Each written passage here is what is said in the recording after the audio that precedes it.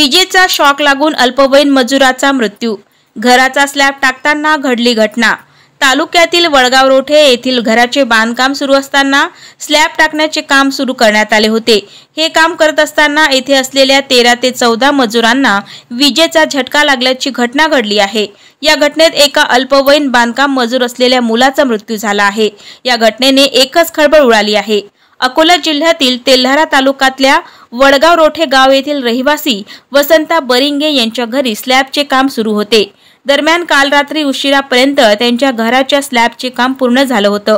बांधकाम आटोपल्यानंतर बांधकाम मिक्सर बाजूला नेत असताना अचानक मजुरांना विजेचा जोरदार शॉक लागला। या मिक्सरचा विजेच्या सर्व्हिस वायरला स्पर्श झाल्याने विजेचा झटका लागला होता। यात जवळपास 14 बांधकाम मजुरांना हा विजेचा धक्का बसला। बांधकाम सुरू असताना मजुरांना विजेचा शॉक लागल्याची घटना घडली असताना ओमप्रकाश केशवराव जाबळे वय 17 याचा घटनेत मृत्यू झालेल्या बांधकाम मजुराचे नाव आहे। तो बुलढाणा जिल्ह्यातील वसाडी गावातील रहिवासी असल्याची माहिती समोर येत आहे।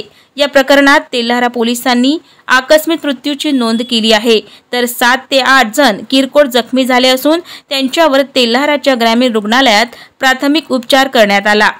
घटनेत मृत मुलाच्या कुटुंबियांवर दुःखाचा डोंगर कोसळला आहे।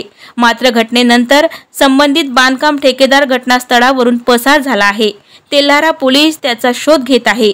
या बांधकाम ठेकेदाराला अटक होते का, त्याच्यावर नेमकी पोलीस काय कारवाई करतात हे पाहावं लागणार आहे। या दुर्घटनेत मृत्यू झालेल्या मुलाच्या कुटुंबियांना आर्थिक मदतीची मागणी केली जात आहे।